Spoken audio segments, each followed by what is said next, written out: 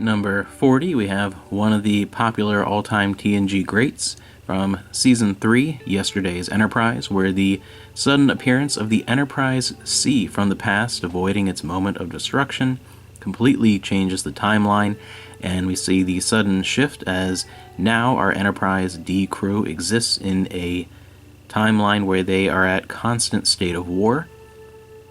It's not the mirror universe. I know sometimes people get confused. It's not that universe that we see at all. It is not like, alternate versions of people, different personalities.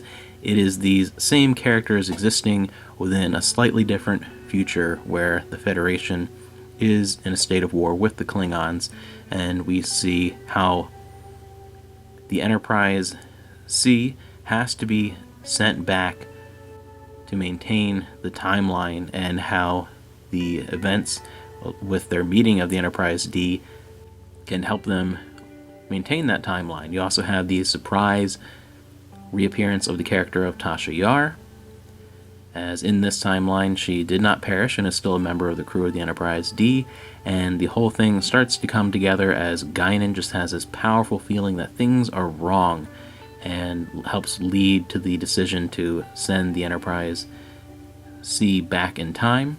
And of course, this sending of the Enterprise C back in time has one brilliant repercussion for the future, as the character of Tasha Yar, who's not supposed to be there in our timeline, is sent back as well, and this eventually leads to one of the best Romulan villains in Star Trek. Some great reveals to come for that character. So it's not only a fantastic standalone episode, one of the best ones to rewatch over and over again, but the fact that the events of this episode have repercussions in far-flung future episodes with a very important character is fantastic as well. Number 39, another two-parter from Season 6 of The Next Generation, Chain of Command, which has two elements to it. First, Picard, Worf, and Dr. Crusher are assigned temporarily to a secret mission involving the Cardassians. Captain Picard is captured and is interrogated over and over again while he is in Cardassian hands, in one of the best performances by Patrick Stewart, as well as the brilliant performance by David Warner. Their back and forth and their scenes together really are the shining example of this episode. They really are the heart of everything and why this episode works so well. But you also have the other element of, while Captain Picard is gone, instead of Riker being in charge, we have the introduction of Captain Jellicoe, as he has a lot of experience in working with the Cardassians, and you have the conflict there where he has a very different command style from Captain Picard, and there's a lot of butting heads, especially with Riker, and also the idea of giving in to the changes he's implementing, cementing the idea that Captain Picard is never coming back, so resistance to wanting to do that. And Captain Jellicoe becomes a really good reoccurring character. He's not only just in this episode, especially in a lot of the books like the New Frontier series when he's an admiral. He's someone who comes back again and again, and it's interesting to review this episode because I think upon first viewing this two-parter, you really focus on the lights. You really focus on Captain Picard, and you focus on David Warner's performance, and that's really the highlight. But when you go back, I think there is a new appreciation for Captain Jellicoe as well. Upon first viewing, I think because that story is kind of secondary, there's a temptation to just see Jellicoe as this kind of overbearing jerk, but really he's not. It's just a very different style, and you really get a new appreciation for that character if you go back and rewatch it. So it's very fascinating and works again on two levels with these two interplaying A and B stories.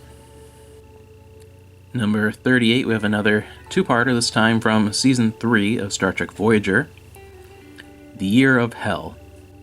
Voyager enters an area of space controlled by the Krenim Imperium, and a temporal scientist becomes obsessed with restoring what he sees as the correct timeline, trying to prevent the destruction of his people, attempting to change history to a one that is more of his vision of how things should be, and you see Voyager undergoing the effects of this constant alteration of time, eventually leading to them helping to collaborate by others who are affected and destroying the time ship.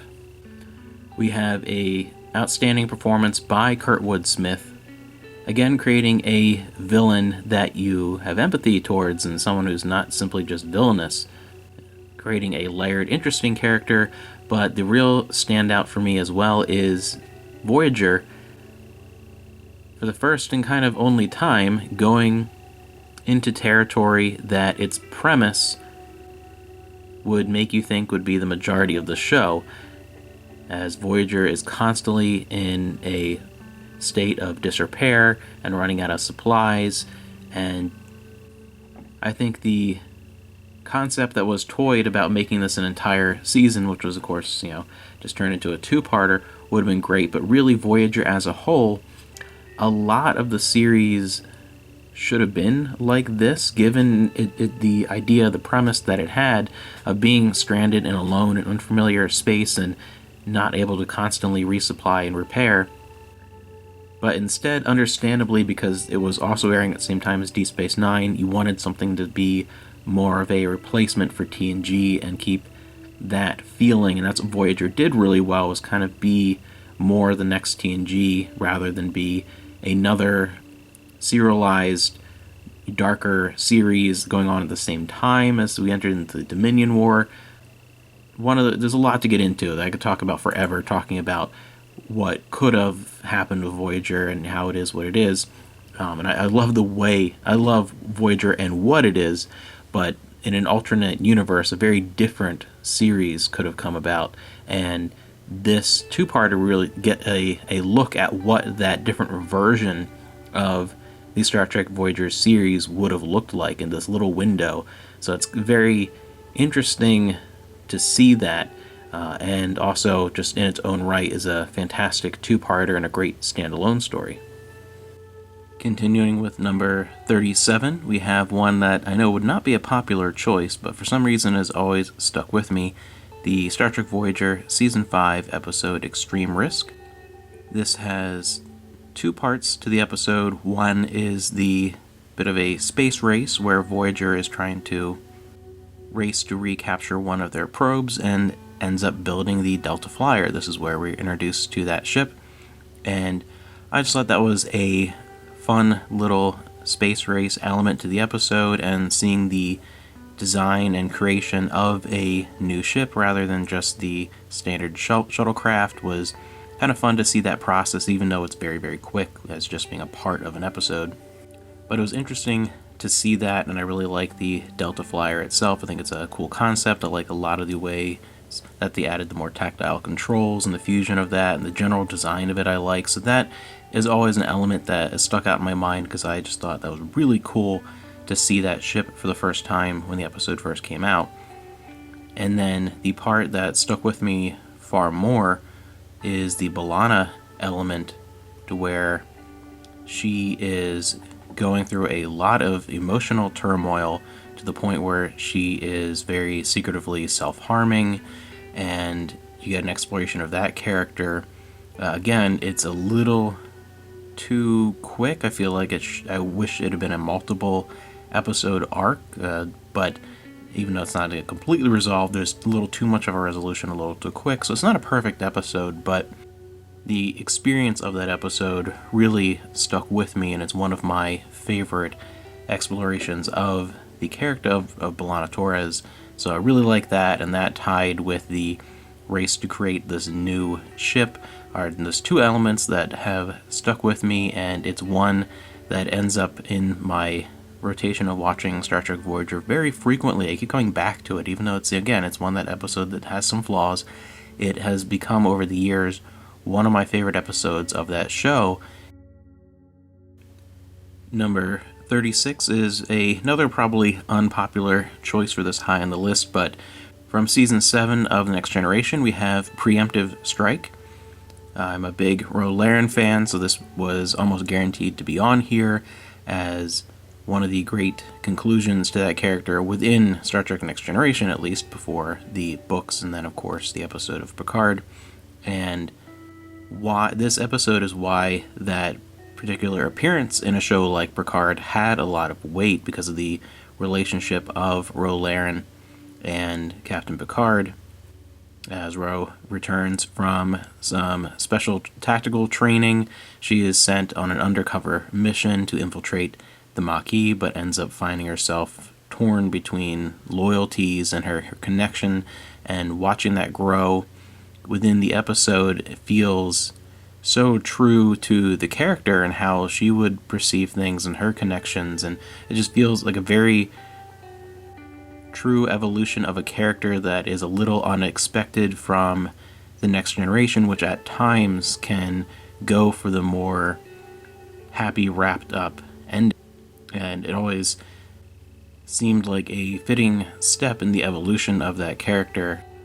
And because I felt a connection to that character and her journey, this always had a lot of emotional resonance. Number 35 is yet another internal struggle for a character. There's a few of these in a row that kind of have a similar theme that are all very close in how much I like them, exploring different characters. We have Equilibrium from the third season of Deep Space Nine. Dax has always been one of my favorite characters, and I found the whole Trill society to be very fascinating in the concept of the symbiotes. So any episode that focuses a lot on that and the growth of that character or an exploration of that society, I enjoy. And this one always stood out to me as a very fascinating look into not only the inner workings of that society, but some of the darker sides and manipulation of the entire process of the very small percentage of the Trill population that is able to receive this high honor, this huge important part of their societal structure, as there just aren't enough symbiotes to go around everyone who actually would be able to be joined. And some cover-ups, unsavory elements of that process, and the amount of control as Jadzia starts to hallucinate as she's hearing this musical tune and starts to unravel this mystery. And I just love a good mystery, especially within Star Trek, of the suppression of a previous host that committed murder. And I just think that it is such an interesting concept that just immediately will draw you in. And it's fun to explore and to slowly peel back all these layers, and the idea of being someone who has the memories, a part of you has been around for such a long time, so many different lifetimes, and for there to be a part of that is in shadow is such an interesting concept, and just a cool exploration of that culture, and really starts to flesh out and make you get a better feel for the background of part of Dax's character. Number 34 is my favorite Mark Lenard performance. I mentioned there would be one more after my favorite performance of his in TOS. From Season 3 of The Next Generation, we have Sarek, a very emotional episode that still to this day brings a tear to my eye watching the resolution, but the build-up and exploration of what's happening to this character, it is such a tremendous performance. And you also get a fantastic performance from Patrick Stewart as Picard mind melds with Sarek to help him. That relationship is further connected in episodes like Unification. But in here, Sarek and his current wife and some delegates are on board the Enterprise as they are on their way to conclude some very tenuous peace talks, and you slowly uncover that there is a medical issue with Sarek. He has a rare Vulcan disorder that's similar to dementia in humans, and it's only usually for a very senior Vulcans, and it breaks down the barrier and the control of your emotions, and they actually can come out very strongly, and they can be projected, and they start influencing members of the Enterprise crew that have contact with him and beyond. And there are just a lot of very moving moments as you start to realize there's something wrong with him. You start to figure out what it is, and you start to peel back the mystery of what's going on with this character.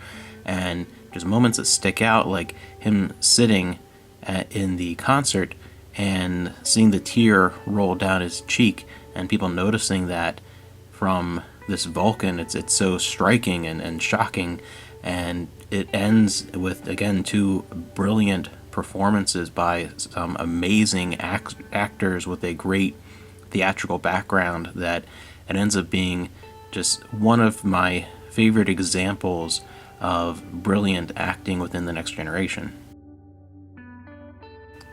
Number 33, also from the third season of the Next Generation, we have the Defector. Another great character study and mystery of what is really the truth, and one of my favorite examples of Romulan manipulation and treachery, as the Enterprise D comes across a supposed Romulan defector with some dire warnings that could affect the safety of the Federation and their relationship with the Romulans in the neutral zone. And you are immediately struck by the back and forth and the mystery of, is this guy, can we trust him? Is he actually a defector, or is he a spy? Are they trying to trick us? Because it's a very Romulan plan to do something like that. And then the information, how do we verify that the information is true? And there's so many, is it or isn't it? What's the real truth? Trying to get to the bottom of it. And then the great emotional element comes in with the contact with a Romulan bird of prey, and the realization of what is really going on and what is happening to this individual. And it is just so impactful to see. You can see when he's on the bridge and when things really truly come to light of what is really happening to him in the manipulation, and it ends up being such a powerful and unexpected ending. Number 32 is probably going to be one of the biggest shocks on this list. I think as the list goes on, it becomes more and more of not just that this is a good episode, but what is the deep personal connection to them. There's going to be a lot of surprises, and I think this is going to be one of the biggest ones, even for people who know me. It is my favorite episode, a two-parter of Enterprise. This high, you can see way back my favorite episodes of Enterprise, they're in like the 70s. Then you have this two-parter, In a Mirror Darkly. Ever since this came out, I have had this like weird obsession with this. I think it is brilliant and just implemented so well, and it's the only time that I will not skip the intro sequence to Enterprise, because they even started and made an entirely new intro sequence as if it was a series taking place in the mirror universe, and there's so many connections to other favorite things. It's a two-part episode of Star Trek Enterprise where they play their mirror universe counterparts, and I think they do a brilliant job, and it ties into two original series episodes that actually made it onto my list. You have, of course, Mirror Mirror, and then they encounter the Defiant, which ended up in their universe from the Tholian web, and they are also caught in the Tholian web, and you have a lot of these parallels to a lot of the best of the original series, along with what Enterprise did well in this perfect combination to create what is, for me, the best thing that that series ever did during its best season for me, season 4. And I think this is even where characters like Hoshi, who were underutilized when she was utilized well, she was fantastic and she was always kind of one of my favorites, but the character was never used to her fullest potential. I think this is a standout moment for a character like her. She does really well. T'Pol, of course, and Archer. This is a brilliant T'Pol episode. I like these two, and I like seeing them play these counterparts and how they do it. And this is my favorite example of the Star Trek mirror universe. And the big thing for me too is visually the style, and seeing that original Star Trek style bridge and the uniforms in this more modern setting, and seeing it to where like it still works, it still looks amazing, it doesn't seem out of place, it doesn't seem retro, it seems really cool. And I kind of wish, as much as I like Strange New Worlds, that it looked a little more like episodes like this. You can make it work in a modern context. So visually it was fantastic, it was just pure fun from start to finish, and to me it's one of the most genuinely enjoyable episodes of Star Trek, because I think it's so well put together and is my favorite episode of Enterprise by far. And I just always have adored this episode and think it's brilliant. Next up, number 31, from Star Trek Voyager, the end of Season 3, beginning of Season 4, we have Scorpion, Parts 1 and 2. And this one's a little hard to talk about why I like it without revealing that there is a TNG two-part Borg episode coming up higher in the numbers here. But I loved how, even with it being the end of Season 3 and beginning of Season 4, how it mirrored the best of both worlds with the Next Generation, especially as Voyager, you could tell by this point that it was kind of the replacement for TNG, even though its base concept would probably align more with like a serialized Deep Space Nine style. It really solidified what it is and the type of show, and I loved it for what it was. And the build-up to this moment, the idea that they would have to encounter the Borg and make their way through Borg space, was so exciting. The Borg were still at that point, as I was watching this premiere, terrifying to me, watching this at a young age, and just the effect that the Borg had as a threat and a fascination with like how are they going to make it through, and adding in elements like the Borg's conflict with the species 8472 in fluidic space. I think were very creative, and I just think as a two-parter, they are some of the most exciting episodes of Voyager. Right from the bat, I'm like, this is amazing. It's ever since it first aired, it's been one of my favorites of that series, and I've only grown to love it even more over time. And the introduction of Seven of Nine, who, even when it first aired, I was a little uncertain. I love the fact that they were doing a Borg, and the fact that it was very different from Picard and Locutus. It wasn't like a very recent transition. She had been, for the majority of her life, a drone, and exploring humanity in that capacity. And from the beginning, even though I liked that concept, I was a little bit worried how much I would like the character, and whether or not you already have a doctor who is a hologram and kind of exploring his personal growth and humanity, and then would this be just kind of a weird trying to reclaim humanity that overshadowed the Doctor and kind of felt a little too Data? How would it play out? But I love the introduction of that character, and then over time, Seven of Nine became my second favorite Star Trek Voyager character, and I thought she was fantastic, as you could probably tell by a lot of the episodes that I enjoy. So this episode, this two-parter, really was a big hit with me right from the start.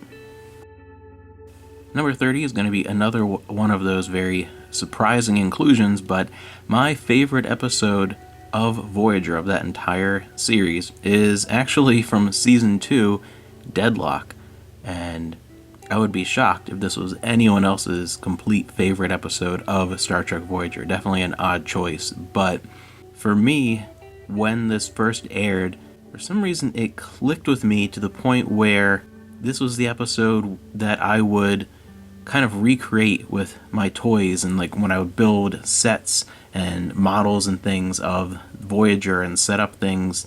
I had such a connection with this episode that's the episode that I would play with my Voyager action figures, being around 9 or 10, I guess, when this aired.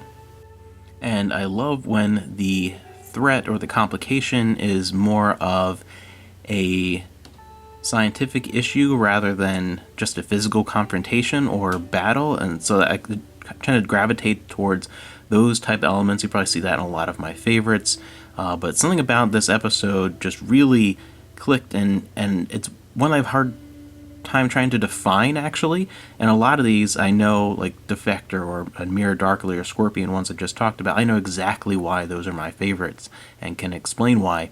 I really have a hard time pinning down, even after so many years, why Deadlock is just such a favorite of mine, but I love the concept and the way it played out, where an accidental schism kind of duplicates Voyager, makes an alternate Voyager existing on a parallel plane, and it copies everything, all forms of matter, but not the antimatter that they are both using within the warp core for power. So they're both drawing from the same source, both these alternate Voyagers that are existing together, and it's causing issues in the one Voyager as the other one is sort of taking precedence. And it's fascinating to see that happen. And then you get the complication of the Vidians attack one Voyager in one reality and not the other. And you even have the birth of Naomi Wildman. You see the death of a main cast member, who then, of course, Harry Kim, and then Harry takes the baby as the one Voyager dies and moves to the other reality before the one is destroyed. And it's a very, very interesting concept to watch play out. And yeah, just an odd choice for my favorite episode of the entirety of Star Trek Voyager, but it really has always been my favorite since 1996 when it aired. I taped that one off TV. It was one of the very few. We didn't own any Star Trek TV episodes on VHS. It was more what we taped off TV, and didn't even do that for very many of them. It was more watching reruns as they aired. But this one I had taped off TV, and that might be one of the bigger parts of why I like it so much, is that I would watch that one over and over again because I had it. So it became one that I just kind of knew like the back of my hand, and has always been the Voyager episode that I would go back to. Number 29 from Season 5 of The Next Generation, we have Darmok, which is one of the best examples in all of Star Trek of seeking out new life and new civilizations and trying to understand things that are so far beyond our perspective. And the complication, the main struggle within the episode is communication. Yes, there is a conflict on the planet and a struggle for survival, but it is so minimal in comparison to the larger issue, and is integral to that issue. The circumstance that provides the conflict is the lack of ability to communicate, as the barrier of languages beyond just interpretation of words, but of styles of communication that are so different. As you encounter a species that speaks through metaphor to express feelings and meaning. It's a very fascinating concept. It's a great exploration of communication and language, and it's a very smart episode. It's one that very regularly is touted as one of the best episodes of TNG, is definitely a fan favorite, and it definitely deserves to be. It's one of my personal favorites as well, including another one that I would consider to be an obvious choice for one of the better episodes of TNG. Number 28 from Season 5 as well, we have The Inner Light, where the Enterprise encounters an alien probe that interacts with Captain Picard, who is unconscious on the bridge for mere moments, but in that time experiences an entire lifetime that we get to witness, and explores the culture and history of the people that created the probe. And it's such a fascinating concept, an interesting way of a culture designing a tool in which to have their legacy and their history live on beyond simply seeing images and reading facts and dates, actually experiencing a part of who they were and gaining such an intimate understanding, and such a cool idea, and it works so well.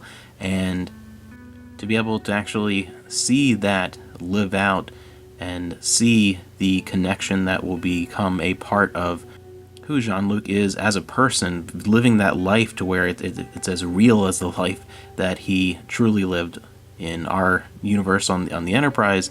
To see those elements play out is such a brilliant watch, and I think is one of the best written and one of the best produced episodes of TNG from that time frame. And number 27 is another exploration of Captain Picard as an individual, and beyond just this respectable leader, but the more intimate details of the creation of the person who would become that, we have from Season 6, Tapestry.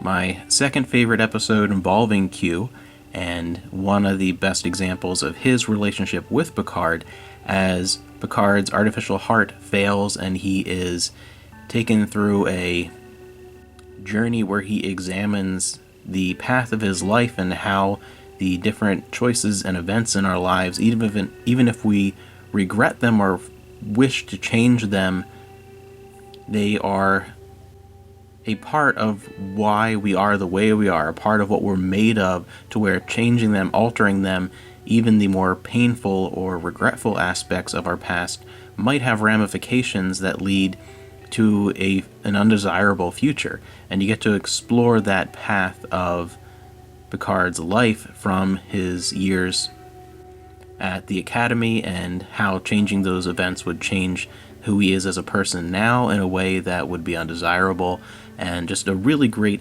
exploration of that character and things that we tying together in more detail, little bits and pieces that we actually knew about Picard. Picard mentions the story of the fight with the Nausicaan getting stabbed through the heart earlier in the series, and little bits and pieces. Now we get more details, and to see Picard in his Academy days and see the steps that brought him to the person that we know in today's Star Trek, and today meaning 1993, but it really is such a great exploration of that character, and I love the way it plays out.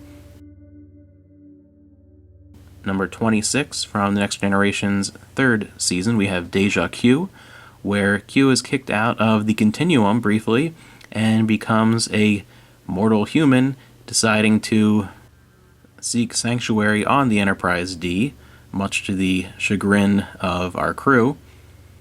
And it is a great exploration of the character of Q and his attempt to understand humanity by having to experience it briefly. And it's so fun to see his explanation of things like falling to sleep. It makes it sound truly terrifying, or feelings of hunger, or a little bit of back pain.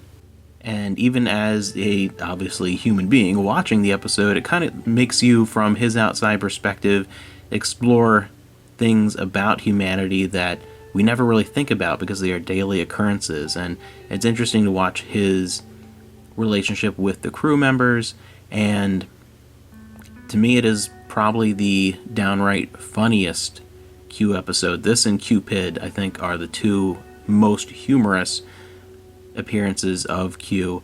This is probably the most quotable for me. The moments when he first appears and his trying to prove that he is mortal, and the quips from Worf, and just fantastic when he meets Guinan in 10 Forward. So many great moments that, to me, this is the most enjoyable aspect of Q. And I remember the first time I ever saw this episode, and for a little bit as it was going on, him trying to come to terms with his humanity and talking about where his place could be and what he could offer. I remember watching it for the first time until we got near the final act, thinking, wait a minute, are they actually going to make Q a member of the cast, part of the crew of the Enterprise D? There was that moment watching it where, I wonder, and in an alternate reality where he stayed human and was locked into that. I've always been curious about how that would have turned out. Just kind of a little bit of an aside there. And now we'll move into my top 25, and again, probably a lot of surprises to come.